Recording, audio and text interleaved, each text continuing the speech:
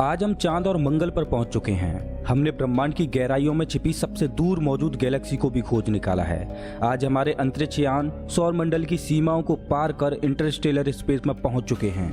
लेकिन हमारे इतने विकसित होने के बावजूद भी हमारे मन में कुछ सवाल अपना घर बनाए बैठे हैं, जिनका जवाब हम आज भी ढूंढ रहे हैं। क्या हम इस ब्रह्मांड में अकेले हैं? क्या इस ब्रह्मांड में कहीं हम जैसी ही कोई बुद्धिमान एलियन सभ्यता मौजूद है? आखिर कहाँ हैं ब्रह्मांड के सारे बुद्धिजीव? इस वीडियो में हम जानेंगे ऐसे ही सवालों के जवाब, तो बने रहिए मेरे साथ इस वीडियो में। आज से 13.7 बिलियन साल पहले हमारा संपूर्ण ब्रह्मांड एक छोटी सी डॉट में समाहित था। उस समय समय का कोई भी अस्तित्व नहीं था। फिर होता है उस छोटी सी डॉट में एक महाविस्फोट, जिसे हम बिग बैंग के नाम से जानते हैं। उस महाविस्फोट से ही एक चीज अस्तित्व में आई, जिसे इंसान आज तक नहीं समझ पाया है, और वो है समय। बिग बैंग धमाके से ब्रह्मांड के जन्म के साथ ही समय की शुरुआत होती है, जिसे बिगनिंग ऑफ द टाइम बोलते हैं। समय की शुरुआत के 3 मिनट बाद यूनिवर्स में पहला एटम बनता है। ब्रह्मांड के जन्म के 180 मिलियन साल बाद परमाणु एक बड़े स्फीयर में कोलैप्स होने लगते हैं और जन्म होता है यूनिवर्स में पहले स्टार का। समय के चलते ब्रह्मांड में नए नए तारे जन्म लेते रहे और छोटी छोटी गैलेक्सीज बनती गईं। धीरे धीरे छोटी छोटी गैलेक्सीज आपस में मर्ज होने लगीं और बड़ी गैलेक्सीज बनने लगीं। ब्रह्मांड के जन्म के 1 बिलियन साल बाद बड़ी गैलेक्सियों के सेंटर में सुपर मैसिव ब्लैक होल बनने लगे। ब्रह्मांड के जन्म से लेकर 9 बिलियन सालों तक ब्रह्मांड में असंख्य तारे जन्म ले चुके थे और बूढ़े होकर मर भी चुके थे, जिनमें से कई तारे तो ऐसे रहे होंगे जिनके ग्रहों पर जीवन फला फूला भी होगा और वो विकसित होकर खत्म भी हो चुका होगा। लेकिन अभी भी ब्रह्मांड में नित नए तारे जन्म ले रहे थे और अभी तक हमारे सूर्य का जन्म भी नहीं हुआ था।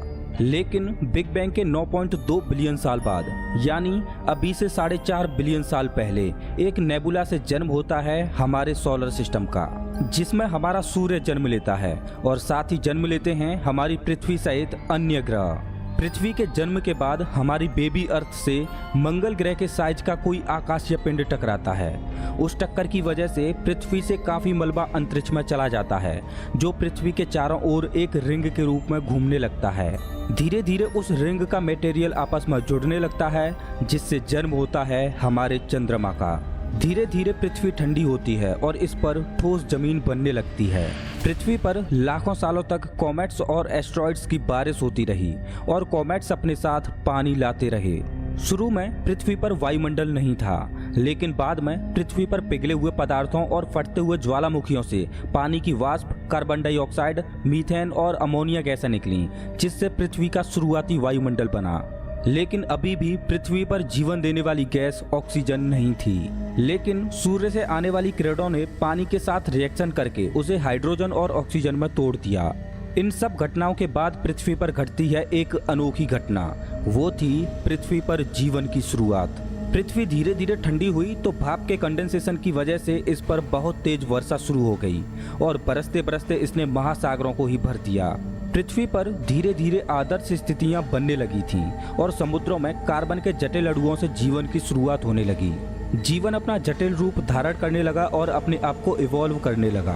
पृथ्वी के वायुमंडल में ऑक्सीजन की मात्रा बढ़ने लगी, साथ ही ओजोन लेयर का भी निर्माण होने लगा। जीवन अपने आप को विकसित करते हुए समुद्रों से बाहर आया और अलग अलग प्रजातियों में इवॉल्व होने लगा, जिनमें से विशालकाय डायनासोरों का भी विकास हुआ। फिर आई एक महाप्रलय में डायनासोरों का अंत हुआ और पृथ्वी पर जीवन एक बार फिर से अलग अलग प्रजातियों में विकसित होने लगा। इस बार विकास करने की बारी थी मैमल्स की। मैमल से विकसित होते हुए आज हम इंसान बने, इस ग्रह की सबसे बुद्धिमान प्रजाति। आज हम अपनी बुद्धिमत्ता के दम पर चांद और मंगल पर पहुंच चुके हैं, लेकिन अभी भी हम एक ऐसे सवाल के उत्तर की खोज में हैं जिसका जवाब हमें आज तक नहीं मिला, और आज भी उस सवाल का जवाब ढूंढने में हमारी खोज जारी है। और वो सवाल है कि क्या इस ब्रह्मांड में हम अकेले हैं, या हम जैसी ही कोई एलियन सभ्यता इस ब्रह्मांड में कहीं मौजूद है। अगर इस ब्रह्मांड में हम जैसी ही कोई दूसरी सिविलाइजेशन है तो वो अब तक हमसे क्यों नहीं मिले। आखिर कहाँ है ब्रह्मांड में मौजूद एलियन, और क्या हमारे सौरमंडल में पृथ्वी के अलावा कोई ऐसा ग्रह रहा है जिस पर कभी जीवन फला फूला हो। जैसा कि हम जानते हैं कि हमारे सौरमंडल के जन्म के शुरुआती दौर में जब प्लैनेट्स जन्म ले रहे थे तब ये अपने शुरुआती दौर में काफी गर्म थे और लाखों सालों तक ये ग्रह ठंडे होते रहे। उसी दौर में पृथ्वी की ही तरह मंगल ग्रह भी ठंडा हो रहा था, लेकिन पृथ्वी की अपेक्षा मंगल ग्रह पर आदर्श परिस्थितियां सबसे पहले बनी। कारण था मंगल ग्रह पृथ्वी की अपेक्षा सूर्य से दूर है और पृथ्वी से छोटा। जहां सोलर सिस्टम के बनने के 30 करोड़ साल बाद भी पृथ्वी एक भट्टी की तरह धधक रही थी, वहीं मंगल ग्रह पर उस समय आदर्श परिस्थितियां बन चुकी थीं। ध्यान दें, आदर्श परिस्थिति का मतलब पानी का तरल रूप में होना। जीवन के पनपने के लिए आदर्श परिस्थिति वो होती है जहां पानी ना तो गैसीय फॉर्म में हो और ना ही बर्फ की तरह जमी हुई अवस्था में हो। जब पृथ्वी एक भट्टी की तरह धधक रही थी तब मंगल ग्रह पर पानी तरल रूप में आ चुका था। मंगल ग्रह पर किए गए मिशनों से पता चला है कि इसकी सतह पर पानी के सागर और नदियां हुआ करती थीं। वैज्ञानिक मानते हैं कि मंगल के सागरों में छोटे छोटे बैक्टीरिया जन्म लेने लगे होंगे। मंगल ग्रह पर जीवन पनप ही रहा था और जटिल बनने की ओर बढ़ रहा था, लेकिन तभी मंगल ग्रह से एक एस्ट्रॉयड टकराया जिसने मंगल ग्रह के उत्तरी भाग को पूरी तरह से खत्म कर दिया। एस्ट्रॉयड की इस टक्कर के बाद मंगल पर पनप रहा जीवन खत्म हो गया। जब पृथ्वी पर चांद का जन्म हुआ था उस समय मंगल पर जीवन जन्म लेके खत्म हो चुका था। 2004 में नासा के रोवर्स ने मंगल की कुछ तस्वीरें ली जिनमें गोल पत्थरों को देखा जा सकता है। आपको बता दें कि ऐसे गोल पत्थर हजारों सालों तक पानी के बहने से बनते हैं, जो सबूत है कि मंगल ग्रह पर नदियां बहा करती थीं। साथ ही मंगल की तस्वीरों में दर्रों और नदियों की संरचनाओं को भी देखा जा सकता है। मंगल पर उस एस्ट्रॉयड के टकराने के बाद फिर से परिस्थितियां आदर्श होने लगीं और इस पर जीवन फिर से पनपने लगा। मंगल पर परिस्थितियां आदर्श तो बनी, लेकिन धीरे धीरे वहां का वातावरण फिर से बेकाबू होने लगा था, क्योंकि मंगल का सूर्य से ज्यादा दूर होने की वजह से वहां पानी जमने लगा और वर्षा चक्र खत्म होने लगा। मंगल ग्रह पर इन बदलावों की वजह से वहां पर जीवन जटिल होने से पहले ही एक बार फिर से खत्म होने लगा। मंगल ग्रह पर जीवन को जटिल होने के लिए इतना समय ही नहीं मिला जिससे वो पृथ्वी की तरह इवॉल्व हो पाता, लेकिन जब मंगल ग्रह पूरी तरह से जम गया उसके बाद पृथ्वी पर परिस्थितियां आदर्श होने लगी थीं। हमारा ग्रह सूर्य से ना तो ज्यादा दूर है और ना ही ज्यादा पास। पृथ्वी के गोल्डीलॉक्स जोन में होने की वजह से इस पर परिस्थितियां हमेशा के लिए आदर्श बनकर रह गईं। आज हम पृथ्वी के बाहर दूसरे ग्रहों पर जीवन खोज रहे हैं, लेकिन हमें आज तक परग्रही जीवों के कोई भी ट्रेसेज नहीं मिले। लेकिन वैज्ञानिक अनुमान लगाते हैं कि हमारे सोलर सिस्टम के ही जुपिटर के चांद यूरोपा पर एलियन लाइफ हो सकती है। कारण है कि यूरोपा पर बर्फ की 21 किलोमीटर मोटी चादर मौजूद है और जमी हुई बर्फ के नीचे पानी तरल रूप में मौजूद है। वैज्ञानिक मानते हैं कि यूरोपा पर बर्फ के नीचे मौजूद पानी में जीवन पनप रहा होगा। वैज्ञानिक ये भी अनुमान लगाते हैं कि वहां पर जीवन किसी बैक्टीरिया के रूप में नहीं बल्कि विशालकाय समुद्री जीवों के रूप में होगा, क्योंकि यूरोपा पर जीवन को विकसित होने के लिए इतना समय तो मिल ही चुका है कि वो बैक्टीरिया से विकसित होता हुआ जटिल जीव बन चुका हो। वैज्ञानिक ऐसा अनुमान इसलिए लगाते हैं क्योंकि पृथ्वी पर भी बर्फ की मोटी चादर के नीचे मौजूद तरल पानी में विशालकाय जीव पाए जाते हैं। हमारे सौर मंडल में मंगल ग्रह और जुपिटर के बीच मौजूद एस्ट्रॉयड बेल्ट में एक ड्वार्फ प्लैनेट मौजूद है जिसका नाम है सीरिस। वैज्ञानिकों के अनुसार इस बौने ग्रह पर भी बर्फ की चादर मौजूद है जिसके नीचे पानी तरल रूप में मौजूद है। वैज्ञानिक अनुमान लगाते हैं कि इस बौने ग्रह पर बर्फ के नीचे मौजूद तरल पानी में जीवन पनप रहा होगा। अब सवाल ये है कि हमारे सौर मंडल में ही पृथ्वी के अलावा अन्य ग्रहों पर भी जीवन के पनपने की संभावनाएं हैं, तो हम अभी तक किसी भी एलियन सभ्यता से क्यों नहीं मिले? वैज्ञानिकों के अनुसार हमारी मिल्की वे गैलेक्सी में ही लगभग 50 करोड़ प्लैनेट्स तो ऐसे हैं जो कि पृथ्वी की ही तरह हैबिटेबल जोन में हैं। हमारी गैलेक्सी की उम्र पृथ्वी की उम्र से लगभग 3 गुना ज्यादा है, तो ऐसी स्थिति में कुछ ऐसे भी ग्रह रहे होंगे जिन पर पृथ्वी के जन्म लेने से पहले ही जीवन काफी आधुनिक हो चुका हो। जब इतने कम समय में हम इतने आधुनिक हो चुके हैं, तो जिन ग्रहों पर एलियन सभ्यता पृथ्वी के जन्म लेने से पहले ही विकसित हो चुकी थी, आज वो कितने आधुनिक हो चुके होंगे। इतने समय में तो वो लोग इतने एडवांस हो ही चुके होंगे कि वो अलग अलग ग्रहों पर ट्रेवल कर पाएं और दूसरी एलियन सभ्यताओं को खोज पाएं। जिस तरह से हम अपनी टेक्नोलॉजी से दूसरी एलियन सभ्यताओं को खोजने की कोशिश कर रहे हैं, तो जो सभ्यता हमसे अरबों साल पहले ही विकसित हो चुकी होगी, तो उनकी टेक्नोलॉजी आज कितनी एडवांस होगी। लेकिन अब सवाल ये है कि अगर ऐसी कोई सभ्यता है तो आज तक उन्होंने हमें क्यों नहीं ढूंढा और क्यों हम आज भी अकेले हैं। हम ये जाने कि हम क्यों अकेले हैं, तो उससे पहले जान लेते हैं कि जो सभ्यता हमसे अरबों साल पहले ही विकसित हो चुकी होगी, तो आज उनकी टेक्नोलॉजी कैसी होगी। वैज्ञानिक किसी भी सिविलाइजेशन को उनके विकास के आधार पर 3 भागों में बांटते हैं। टाइप 1 सिविलाइजेशन, टाइप 2 सिविलाइजेशन और टाइप 3 सिविलाइजेशन, जिसे कार्दसेव स्केल भी बोलते हैं। टाइप 1 वो सभ्यता होती है जो अपने ग्रह की संपूर्ण ऊर्जा को इस्तेमाल कर पाए। हम अभी इस स्केल में 0.73 नंबर पर हैं और हम धीरे धीरे टाइप 1 सिविलाइजेशन बनने की ओर बढ़ रहे हैं। जिस दिन हम पृथ्वी पर मौजूद ऊर्जा के सारे स्रोतों को इस्तेमाल करने लग जाएंगे, उस दिन हम टाइप 1 सिविलाइजेशन बन जाएंगे। लेकिन अभी हमें टाइप 1 सिविलाइजेशन बनने के लिए सैकड़ों सालों का वक्त लगेगा। इसके बाद आती है टाइप 2 सिविलाइजेशन। जो सभ्यता अपने ग्रह के साथ साथ अपने तारे की संपूर्ण ऊर्जा को इस्तेमाल करने लग जाए, उसे टाइप 2 सिविलाइजेशन बोलते हैं। ये साइंस फिक्शनल जरूर लगता है, लेकिन इस तरह की सभ्यता अपने तारे के चारों ओर एक डायसन स्फीयर बनाकर उसकी ऊर्जा को इस्तेमाल करती है। वैज्ञानिकों ने हमसे 1470 प्रकाश वर्ष दूर एक तारा खोजा है जिसे टैबी स्टार बोलते हैं। वैज्ञानिक ऐसा अनुमान लगाते हैं कि इस तारे के चारों ओर एक डायसन स्फीयर बना हुआ है। इसके बाद आती है टाइप 3 सिविलाइजेशन।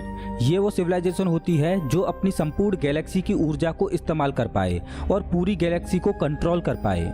जो सभ्यता हमसे अरबों साल पहले ही विकसित हो चुकी है, वो टाइप 2 या टाइप 3 सिविलाइजेशन तो बनी चुकी होंगी। लेकिन आखिर वो सिविलाइजेशंस हैं कहाँ? क्यों हम आज भी अकेले हैं? साल 1950 में यही सवाल एनरिको फर्मी ने भी उठाया था, जिसे हम फर्मी पैराडॉक्स के नाम से भी जानते हैं। तो चलिए जानते हैं कि हम अभी तक एलियनों से क्यों नहीं मिल पाए। रीजन 1, हो सकता है कि हमारी टेक्नोलॉजी अभी इस काबिल ही नहीं हुई है कि हम परग्रहियों से संपर्क कर पाएं। रीजन 2, हो सकता है कि हमारे आसपास के किसी सोलर सिस्टम में कोई एलियन सभ्यता हो, लेकिन वो बुद्धिमान ना हो। जैसा कि हम जानते हैं कि हमारी पृथ्वी पर करोड़ों प्रजातियां हैं। अगर कोई भी बाहरी एलियन सभ्यता हमसे कोई संपर्क बनाने की कोशिश करे, तो पृथ्वी पर मौजूद करोड़ों प्रजातियों में से केवल हम मनुष्य ही ऐसी इकलौती प्रजाति हैं जो एलियनों से संपर्क बनाने में सक्षम हैं। तो हो सकता है कि हमने एलियंस की खोज में अभी तक जितने भी सिग्नल भेजे हैं, तो शायद उन ग्रहों पर ऐसी कोई बुद्धिमान सभ्यता मौजूद ही ना हो जो हमारे सिग्नल्स का जवाब दे पाए। क्या हो कि हमारे सिग्नल्स ऐसे ग्रहों पर पहुंचे हों जहां केवल जानवर ही रहते हों, कोई बुद्धिजीव नहीं। रीजन 3, हो सकता है कि हमारी पृथ्वी के जन्म से पहले ही कई बुद्धिमान सभ्यताएं विकसित हो चुकी हों, लेकिन उनके ग्रहों पर आई किसी प्रलय की वजह से वो खत्म हो गए हों, और जिन ग्रहों पर कभी जीवन फला फूला होगा वो आज बंजर पड़े हों। रीजन 4, हो सकता है कि हम जैसी ही एलियन सभ्यता किसी दूसरी गैलेक्सी में हों, लेकिन ब्रह्मांड के फैलने की वजह से सभी गैलेक्सीज एक दूसरे से दूर भाग रही हैं, तो हो सकता है कि हम उनसे कभी संपर्क ही ना कर पाएं। रीजन 5, हो सकता है कि कोई टाइप 2 या टाइप 3 सिविलाइजेशन हो और वो हमको दूर से विकसित होते हुए देख भी रहे हों और हम पर नजरें गड़ाए हों, लेकिन हमारी टेक्नोलॉजी अभी इस काबिल नहीं हुई है कि हमें उनका पता चल पाए, और वो जानबूझकर हमसे मिलना नहीं चाहते हों, क्योंकि हमसे मिलकर उन्हें कोई भी फायदा नहीं होने वाला। Reason 6, great filter. ये थ्योरी मुझे सबसे सटीक लगती है कि हम अभी तक परग्रहियों से क्यों नहीं मिल पाए। ग्रेट फिल्टर थ्योरी के अनुसार कोई सभ्यता कुछ हद तक ही विकास कर पाती है, उसके बाद वो सभ्यता पूरी तरह से खत्म हो जाती है। जो भी एडवांस सिविलाइजेशन होती हैं जो टाइप 1 से टाइप 2 या टाइप 3 बनने की ओर अग्रसर होती हैं, वो या तो किसी प्राकृतिक आपदा की वजह से या फिर मैन मेड आपदा यानी वर्ल्ड वॉर लड़कर ही खत्म हो जाते हैं। मतलब कोई भी सभ्यता ग्रेट फिल्टर को पार करके और ज्यादा एडवांस नहीं हो पाती। आज हम इंसान टाइप 1 सिविलाइजेशन बनने की ओर बढ़ रहे हैं। हमने कुछ तरक्की क्या कर ली कि हम इतने बौखला गए कि हमने 2 वर्ल्ड वॉर ही लड़ लिए। आज भी हम इतने बौखलाए हुए हैं कि हम कभी भी तीसरा वर्ल्ड वॉर लड़ सकते हैं। अगर तीसरा वर्ल्ड वॉर हुआ तो ये तो तय है कि पृथ्वी से जीवन ही खत्म हो जाएगा। कारण होगा हमारे आधुनिक हथियार। ग्रेट फिल्टर थ्योरी के अनुसार जो भी सभ्यता जितनी एडवांस होती जाती है, वो अपने अंत की ओर उतनी ही अग्रसर होती जाती है। हो सकता है कि ग्रेट फिल्टर की वजह से ब्रह्मांड की विकसित सभ्यताएं नष्ट हो गई हों। शायद इसी वजह से हम अभी तक किसी भी एलियन सभ्यता से संपर्क नहीं कर पाए। यहाँ पर एक सवाल सामने आता है कि अगर ग्रेट फिल्टर की वजह से कोई भी सभ्यता ज़्यादा एडवांस नहीं हो पाती, तो क्या पृथ्वी पर भी कभी ग्रेट फिल्टर आया होगा? दरअसल अगर हम अतीत में झांक कर देखें तो ऐसा लगता है कि हमारी पृथ्वी ग्रेट फिल्टर से गुजर चुकी है, क्योंकि हम अतीत में मौजूद सभ्यताओं की छाप आज हजारों साल बाद भी देख पाते हैं। जैसे मिस्र की सभ्यता। आज भी मिस्र के पिरामिड्स हमारे लिए रहस्य बने हुए हैं कि इतने भारी भरकम पिरामिड्स को कैसे और क्यों बनाया गया था। अगर वो लोग इतने एडवांस थे जिन्होंने इतने भारी भरकम पिरामिड बना दिए, तो इतनी आधुनिक सभ्यता आखिर कहाँ विलुप्त हो गई? क्या वो लोग ग्रेट फिल्टर का शिकार हो गए? रीजन 7 जू हाइपोथेसिस। इस थ्योरी के अनुसार हम एलियंस के एक्सपेरिमेंट का हिस्सा हैं। चलिए इसे एक एग्जांपल से समझते हैं। हम जू में अलग अलग जानवरों को कैद करते हैं। हम उनके सर्वाइवल के लिए सारे इंतजाम करते हैं। हम उनको केवल बाहर से ही विकसित होते हुए देखते हैं। हम उनके बीच में नहीं जाते ताकि उनको कोई डिस्टरबेंस ना हो सकता है कि एलियंस भी हमें अपने ग्रह से देख रहे हों कि हम कैसे अपने आप को डेवलप करते हैं, हम कैसे अपने अस्तित्व की खोज करते हैं, हम कैसे उनसे मिलते हैं जो हम पर एक्सपेरिमेंट कर रहे हैं। हो सकता है कि कभी कभी वो हमारे बीच आते भी हों, लेकिन उनकी टेक्नोलॉजी इतनी एडवांस है कि हमें उनके आने का आभास ही ना होता हो। लेकिन अब इस थ्योरी में एक सवाल सामने आता है कि अगर हम एलियंस के एक्सपेरिमेंट का एक हिस्सा हैं, तो वो हमसे कब मिलेंगे और क्या वो हमसे कभी मिलेंगे भी? और क्या हो अगर इस पूरे ब्रह्मांड में केवल पृथ्वी ही एकमात्र ऐसा ग्रह हो जिस पर ब्रह्मांड की सबसे अमूल्य चीज जीवन मौजूद है। आज इस ब्रह्मांड के रहस्यों को समझने के लिए हमारे मन में सवाल तो बहुत हैं, लेकिन हमारे पास उनके जवाब ना के बराबर हैं। हमारे मन में उठ रहे सवालों के जवाब हमें सिर्फ एक चीज से ही मिल सकते हैं, और वो है हमारी आधुनिक टेक्नोलॉजी। काश हम ऐसे ही विकसित होते रहें और कभी ग्रेट फिल्टर का शिकार ना हों, और हम टाइप 1, टाइप 2 और टाइप 3 सिविलाइजेशन बनकर पूरी गैलेक्सी में ही फैल जाएं और सभी अनसुलझे सवालों के जवाब ढूंढ पाएं। दोस्तों, अगर आपको ये वीडियो अच्छा लगा हो तो इसे लाइक करें और ऐसे ही मजेदार वीडियोज के लिए चैनल को सब्सक्राइब करें, साथ ही बेल आइकॉन दबाएं।